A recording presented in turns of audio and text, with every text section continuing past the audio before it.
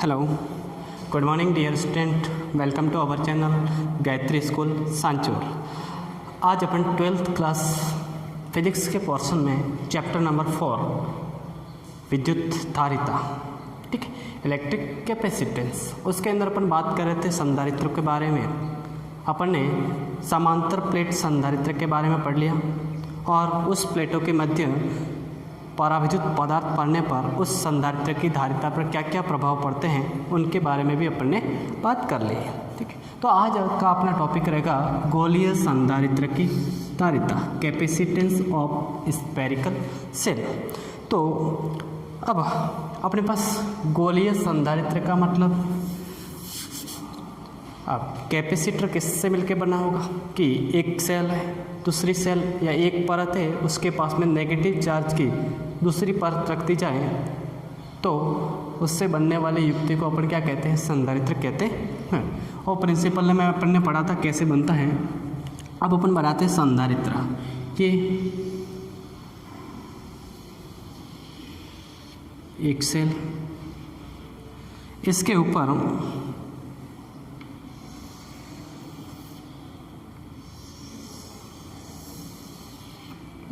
दूसरा ये cell. Suppose करें इसका दोनों का ये सम केंद्रीय है, इसकी त्रिज्या अपन सपोज करें R1 है और इसके अपन छोटे वाले की R2 रखें और इस बड़े वाले को R1 रखें। ओके, इस छोटे वाले गोले पर माइनस का चार्ज सपोज करते हैं।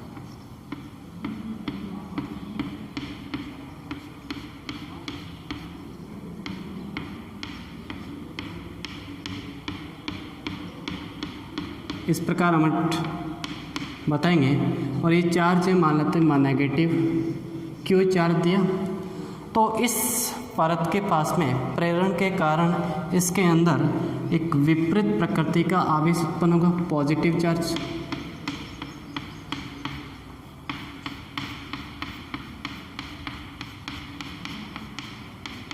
अपन डिनोट करेंगे पॉजिटिव,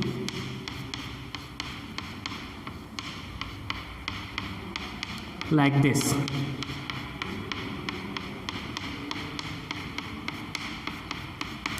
तो इसकी बाहरी परत पर भी कैसा चार्ज आएगा, नेगेटिव। उसी परिमाण पर ये नेगेटिव चार्ज है तो ये कैसा रहेगा, पॉजिटिव क्यू चार्ज। अब इसकी बाहरी वाले जो सतह पर आवेश हैं उसको अपन क्या कर दिया जाएगा, भूसंपर्कित। क्या करेंगे, भूसंपर्कित। अब भूसंपर्कित करने के कारण इसके बाहर वाली परत का चार्ज इसके अंदर चला जाएगा। अब अपने पास इसके बाहर बात करें, कोई चार्ज नहीं है, तो चार्ज नहीं है तो इलेक्ट्रिक फील्ड इंटेंसिटी बाहर जीरो होगी, इसके अंदर भी क्या होगी, जीरो होगी। तो इलेक्ट्रिक फील्ड इंटेंसिटी केवल कहाँ पे रहेगी, इसके अंदर। अब इलेक्ट्रिक फील्ड इंटेंसिटी अपन ज्ञात करें। पहले देखें कि इसके अंदर इस माइनस क्यू चार्ज के कारण इलेक्ट्रिक पोटेंशियल होगा, प्लस क्यू चार्ज के कारण भी इलेक्ट्रिक पोटेंशियल होगा। तो अपन लिखें कि माइनस क्यू आवेश के कारण उसकी सतह पर सतह पर विभव, आप सपोज कर रहे हैं इस सतह को ए डिनोट करें, इसको बी, तो क्यों आवेश के कारण सतह पर विभव, और उसको अपन लिखते हैं वी बी। तो इस वी बी इक्वल टू, अब माइनस चार्ज है तो माइनस का क्यू अपॉन 4πε0 R2। इसको अपन सपोज करें इक्वेशन नंबर फर्स्ट। इसी प्रकार प्लस क्यू आवेश के कारण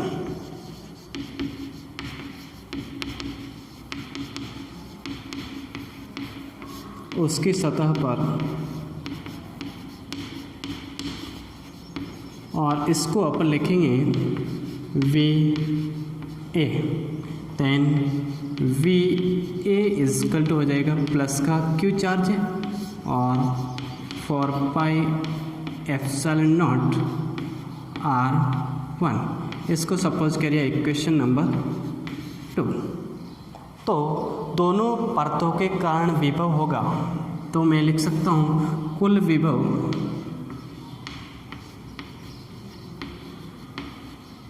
V इजकल टू मैं लिख सकता हूँ V A plus V B, V A plus V B. Then विभव V equal to V A की वैल्यू प्लस का Q upon 4 pi epsilon naught R1 plus minus का Q upon 4 pi epsilon naught R2। इसको भी आगे हल करें तो आपके पास क्या बचेगा, V equal to Q upon 4 pi epsilon naught बाहर ले लें तो Q upon 4 pi epsilon naught बाहर, तो यहाँ पे बचेगा केवल 1 upon R1 minus 1 upon R2। यहाँ से LCM लें तो विभव V इजकल टू आएगा Q upon 4 pi epsilon naught R1 R2 upon R2 minus का R1। Okay, R1 R2। अब देखिए यहाँ पे ये वैल्यू R2 है वो R1 से छोटा है, या फिर लिख सकते हैं R1 is greater than R2। तो ये वैल्यू कैसे आएगी, नेगेटिव। तो अपन कह सकते हैं विभव V इजकल टू, इस माइनस को बाहर ले लें, माइनस का Q upon 4 pi epsilon not, यहाँ पे अपन लिख सकते हैं R1 minus R2 upon R1 R2। Okay, तो ये इस दोनों परतों के कारण विभव। अब अपन देखें इसकी धारिता C इजकल टू होता है Q अपॉन V। लेकिन एक चीज़ और, ये तो विभव आया V, लेकिन अपन को चाहिए A तथा B परत का V A B, A का B के सापेक्ष। अपन लिखें V A B बराबर में लिख सकता हूँ, इसके बाहर 0 है और इसके अंदर कितना है V, तो 0 माइनस का V, तो V ए बी, या फिर अपन कहें इसको विभवांतर कहा जाएगा कि A तथा B परतों के बीच विभवांतर, ये क्या कहा जाएगा, विभवांतर A तथा B के बीच। ठीक है, तो विभवांतर इसका 0 बाहर की साइड में, तो V A B equal to minus और माइनस का Q upon 4 pi epsilon naught, और ये हो जाएगा R1 minus R2 upon R1 R2। ये minus minus plus, then V A B की वैल्यू क्या होगी, Q upon 4 pi epsilon naught R1 minus R2 upon R1 R2। ठीक है, ये तो विभव आ गया, विभवांतर। अब अपन पास धारिता, विद्युत धारिता C इजकल टू,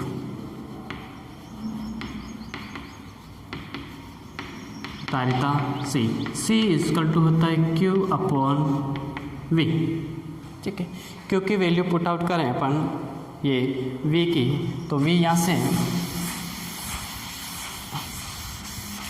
रखें मान, तो धारिता C, गोलीय संधारित्र की धारिता C इजकल टू यहाँ से Q upon 4 pi epsilon naught R1 minus R2 upon R1 R2। Q से Q कैंसल आउट, देन और पास यहाँ पे क्या आएगा, C इजकल टू ये 4 पाई एप्सिलॉन नॉट ऊपर की तरफ, तो यहाँ से आ जाएगा 4 pi epsilon naught R1 R2 upon R1 minus का R2। ये अपने पास गोलीय संधारित्र की धारिता, गोलीय संधारित्र की धारिता। अब इसकी धारिता को बढ़ाने के लिए अपन क्या कर सकते हैं, इसकी वैल्यू कम करें। इसके अगर C की वैल्यू धारिता को बढ़ानी है तो मैं R1 माइनस R2 की वैल्यू क्या कर दूं, कम करनी पड़ेगी। इट मीन्स दोनों परतों को क्या, दोनों परतों के बीच की डिस्टेंस है उसको कम करा जाए। ठीक है। दूसरा हो सकता है कि यहाँ पे कोई एक अन्य माध्यम भर दिया जाए प्लेटों के मध्य। दो चीज़ें हो सकती है कि यदि मान करें, यदि एप्सिलॉन R परावैद्युतांक वाला माध्यम भर दिया जाए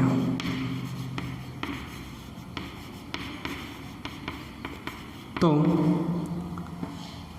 अपन कह सकते हैं यहाँ पे उसकी धारिता सी एम इसको तो अपन लिख सकते हैं 4 pi epsilon M R1 R2 upon R1 minus का R2। इस एप्सिलॉन एम की जगह अपन लिख सकते हैं epsilon naught epsilon R10।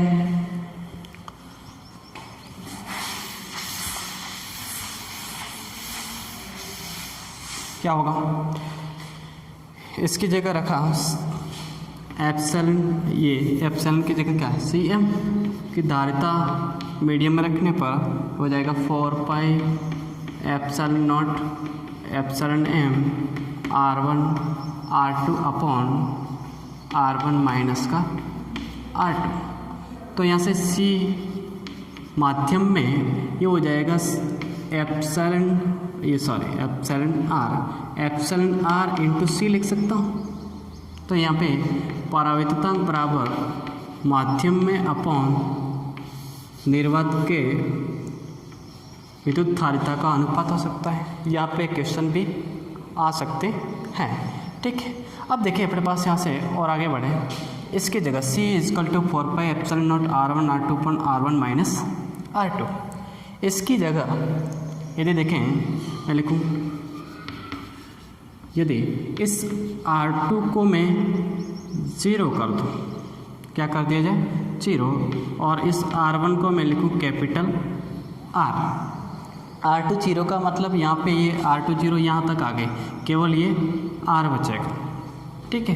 Then यहाँ पे C इजकल टू क्या होगा 4 पाई एप्सिलॉन नॉट, ये 1 मिनट R2 को 0 करेंगे या फिर इस R1 माइनस R2 के डिस्टेंस को अपन क्या कर लें R2 0 करेंगे तो यहाँ से आपको लग रहा है कि R2 0 करेंगे तो ये C 0 हो जाएगा, लेकिन ऐसा नहीं है। ठीक है। R2 अपने पास ऐसे लिखें इसको कि R1 माइनस R2 है, इसकी जो अंतर है वो R के बराबर है। किसके बराबर, R के, या अपन लिख सकते हैं R1 के, R के बराबर रखो। ठीक है। तो यहाँ से तो C इजकल टू हो जाएगा 4 pi epsilon naught R upon ये इसको R then C equal to कितना बचेगा 4 pi epsilon naught into R। ये एक्चुअल में क्या है देखें,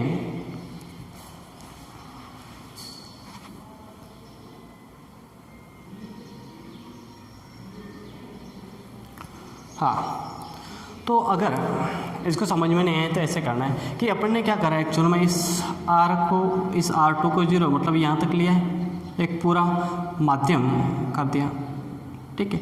और यहाँ पर एक तरह से पूरा चालक है, चालक के ऊपर इस परत पर अपने पास क्या है चार्ज है, तो एक तरह से ये धारिता आएगी किसकी, गोलीय चालक की धारिता अपन ने ज्ञात करी थी C equal to 4 pi epsilon naught. तो ये किसकी कहलाएगी, गोलीय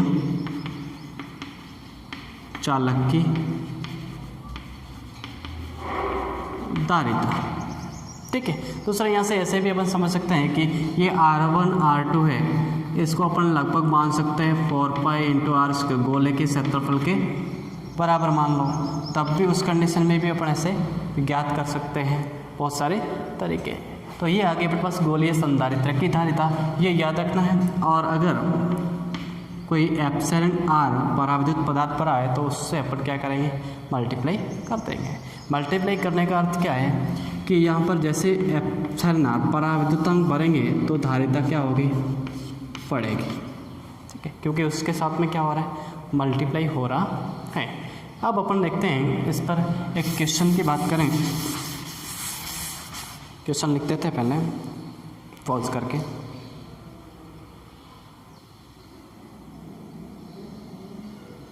अब देखिए मैंने क्वेश्चन है कि एक गोलीय संधारित्र है जिसकी आउटर रेडियस ये और इनर रेडियस देखिए, ये आउटर रेडियस R1, इसकी वैल्यू अपन को दे रखी 2 मीटर, और ये इनर रेडियस R2, इसको दे रखी अपन को 1 मीटर।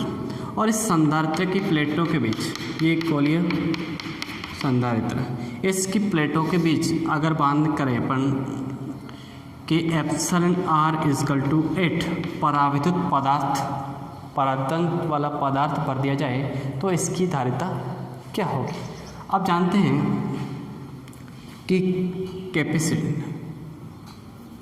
विद्युत धारिता C इक्वल टू होता है 4 pi epsilon naught R1 R2 upon R1 minus का R2। ओके, यहाँ से अपन को कहा है एप्सिलॉन R माध्यम में, तो C m बराबर अपन लिख सकते हैं 4 pi epsilon naught epsilon R1 R2 upon R1 minus का R2। ठीक है, यहाँ पे वैल्यू अपन को देखिए, अब यहाँ पे ये वैल्यू अपन को ज्ञात करना है 8.85, उससे मल्टीप्लाई करेंगे। लेकिन अपन को एक वैल्यू पता है क्या, कि 1 अपॉन 4 पाई एप्सिलॉन नॉट की वैल्यू कितनी होती है, 9 इंटू 10 की पावर 9। मात्रक की आवश्यकता नहीं है, तो अपन 4 पाई एप्सिलॉन नॉट की जगह क्या लिख सकते हैं, लिख सकते हैं 1 अपॉन 9 इंटू 10 की पावर 9। ठीक है, और एप्सिलॉन आर R1 R2 की वैल्यू रखें तो C m इक्वल टू, इसके जगह अपन लिख सकते हैं 1 फॉर 1 अपॉन 9, 1 अपॉन 9 इंटू 10 की power 9 epsilon R at R1 R2 1 into 2 upon 2 minus का 1 मीटर में दे रखा है, तो माध्यम C m इक्वल टू ये कितना हो जाएगा 16 अपॉन ये 8 2 16 अपॉन 9 इंटू 10 की पावर 9 आ जाएगा। तो C m बराबर 1.7 समथिंग इंटू 10 की पावर 9, और किस में आएगा, फेरेड में। और इस 10 की पावर -9 को अपन लिख सकते हैं नैनो, और तो C m इक्वल टू हो जाएगा 1.7 नैनो फेरेड। ये हमारे पास इसकी धारिता कब, जब अपन ने कोई माध्यम भर दिया चाहे। तो सबसे सिंपल क्वेश्चन इसके आएंगे गोलीय संधारित्र। गोलीय संधारित्र क्या है कि अगर दो गोले को अपन विपरीत प्रकृति के आवेशों को या सकेंद्रीय गोलों को, एक गोले के ऊपर प्लस चार्ज हो, दूसरे गोले पर माइनस चार्ज हो, समान तथा विपरीत प्रकृति का हो, तब जाके संधारित्र बनता है। ठीक है, एक चीज़ और है कि अगर अपने पास ही त्रिज्याएँ बहुत बड़ी हो, त्रिज्याएँ बहुत बड़ी हो, उस कंडीशन में क्या हो सकता है, मैं लिखूं अगर इस R1 की वैल्यू हो वो R2 के बहुत बड़ी हो, या फिर कुछ इस प्रकार से हो, तो मैं इस अल्पांश के लिए इसने को एक समांतर प्लेट संधारित्र मान सकता हूँ। क्या है, तो एक तरह से समांतर प्लेट संधारित्र भी अपन माना जा सकता है अल्पभाग को। ठीक है, तो ये होगी गोलीय संधारित्र की धारिता। एक और क्वेश्चन लेते हैं अपन समांतर प्लेट संधारित्र पे। देखिए क्वेश्चन क्या है, क्वेश्चन ये है कि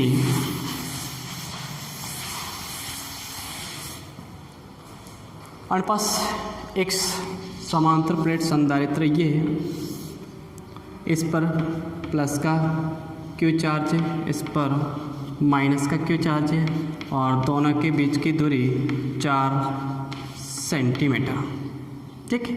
और इसके आधे भाग